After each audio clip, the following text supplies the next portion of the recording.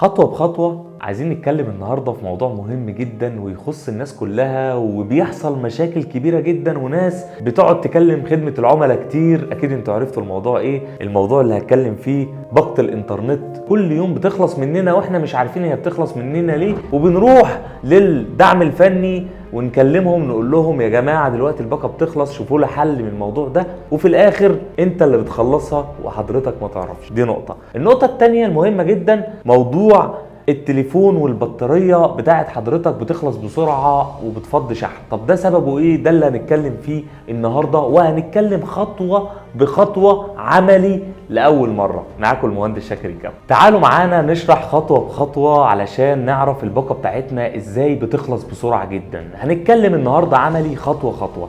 اول حاجة الناس بتبقى فاتحة الواتساب، وخصوصا النسخ الاحتياطي. هل النسخ الاحتياطي بيخلص الباقة بتاعتنا بسرعة؟ ده فعلا. طيب تعالوا بقى علشان نعرف ازاي نقفل النسخ الاحتياطي او يكون بمقدار معين عشان نحافظ على الباقة بتاعتنا. اول حاجة هندخل على الواتساب بتاعنا زي ما حضراتكم شايفين، وبعد كده هندخل على السيتنجز، بعد كده هندخل على شاتس، بعد كده هنلاقي كلمة ظهرت لنا اسمها شات باك اب، ندخل عليها وهيظهر زي ما حضراتكم شايفين قدامنا اوتو باك اب. هندخل عليها هنلاقي فيها ديلي وويكلي ومانثلي واوف. تمام كده. هي كانت عندي ديلي، احنا هنخليها ويكلي او مانثلي. ويكلي يعني كل اسبوع مره، كل اسبوع هاخد نسخ احتياطي من الرسائل المهمه اللي عند حضرتك. ومانثلي يعني كل شهر هاخد لمدة كل شهر الرسائل المهمة او الحاجة المهمة عند حضرتك. وده كان بالنسبة للاي او اس للايفون. تعالوا بقى نتكلم على الاندرويد. بالنسبة للاندرويد هنمشي مع بعض خطوة بخطوة عملي. اول حاجة هنفتح الواتساب بتاعنا وهنلاقي بالنسبة للاندرويد الثلاث علامات اللي موجودين فوق، هنضغط عليهم زي ما حضراتكم شايفين، وبعد كده هنلاقي كلمة اسمها سيتنجز هندخل عليها، وبعد كده هنلاقي شاتس هندخل برضو عليها، وبعد كده هنلاقي شات باك اب وندخل عليها، وهنلاقي اخر حاجة الباك اب تو جوجل درايف. اول ما ندخل عليها هيديني كذا خيار كده مع بعض، نيفر واونلي وين اي تاب باك اب وديلي وويكلي ومانثلي.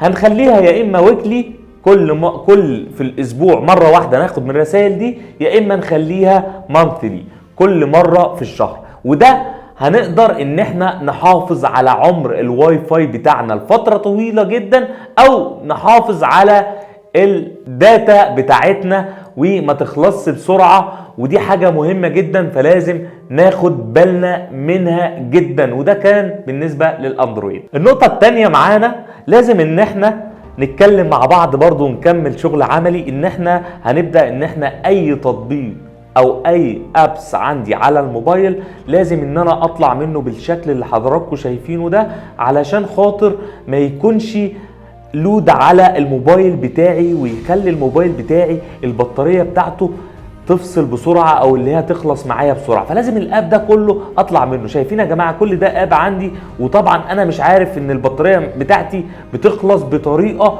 صعبة جدا، وانا معرفش ايه المشكلة او ايه السبب اللي بيخلي البطارية بتاعتي تخلص بسرعة. رقم 3 لازم ان انا ادخل برضو على السيتنجز هندخل عليها مع بعض، وهنبدأ ان احنا ننزل على جنرال، وبعد كده ده بالنسبة للاي او اس، وبعد كده نبدأ ان احنا ننزل على باك اب جراوند اب ريفرش، وبعد كده هنلاقي عندنا كانت مثلا واي فاي او واي فاي داتا، لا هنخليها اوف علشان البرامج والتطبيقات بتاعتي كلها تكون مقفولة وما تاخدش من البطارية او تستهلك عمر البطارية بسرعة والموبايل بتاعي يتعرض لسخونية او حاجة زي كده.